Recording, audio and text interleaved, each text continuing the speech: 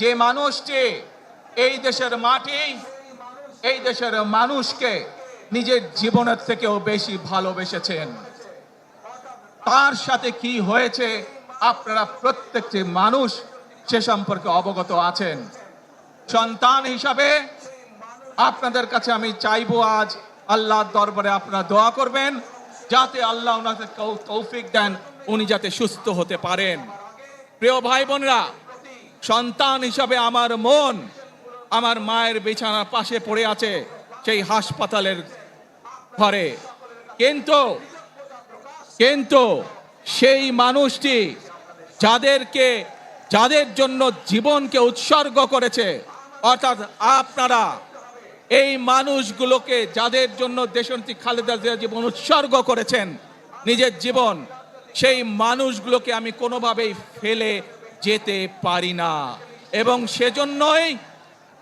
সেজন্যই আজ হাসপাতালে যাবার আগে আপনাদের প্রতি সহ টেলিভিশনগুলোর মাধ্যমে যারা সমগ্র বাংলাদেশে আমাকে দেখছেন, আপনাদের সকলের কাছে কৃতজ্ঞতা প্রকাশ করার জন্য আজ আমি এখানে দাঁড়িয়েছি আপনাদের সামনে।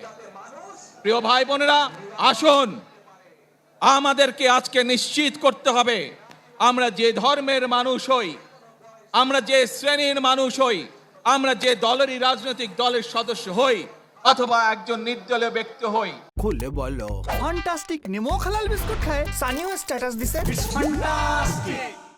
আমাদেরকে নিশ্চিত করতে হবে যে কোনো মূল্যে আমরা আমাদের এই দেশের শান্তি শৃঙ্খলাকে ধরে রাখতে হবে। যে কোনো মূল্যে যে কোনো বিশৃঙ্খলাকে পরিত্যাগ করতে হবে। যে কোনো মূল্যে আমাদেরকে নিশ্চিত করতে হবে যাতে মানুষ নিরাপদ থাকতে পারে। শিশু হোক, নারী হোক, পুরুষ হোক, যে কোনো বয়স, যে কোনো শ্রেণী, যে কোনো পেশা, যে কোনো ধর্মের মানুষ যেন নিরাপদ থাকে, এই হোক আমাদের চাওয়া আজকে। প্রিয় ভাই বোনেরা, আসুন সবাই মিলে আজ আমরা প্রতিজ্ঞাবদ্ধ হই, সবাই মিলে করব কাজ।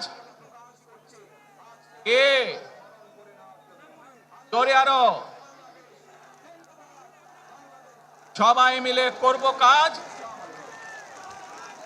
কর্মমোদের বাংলাদেশ।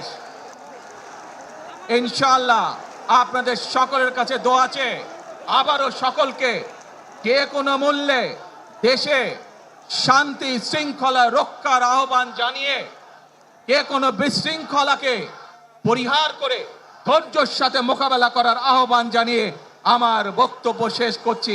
আবারও আপনাদের কাছে কৃতজ্ঞতা প্রকাশ করছি আজকে আমাকে এইভাবে বরণ করে নেওয়ার জন্য।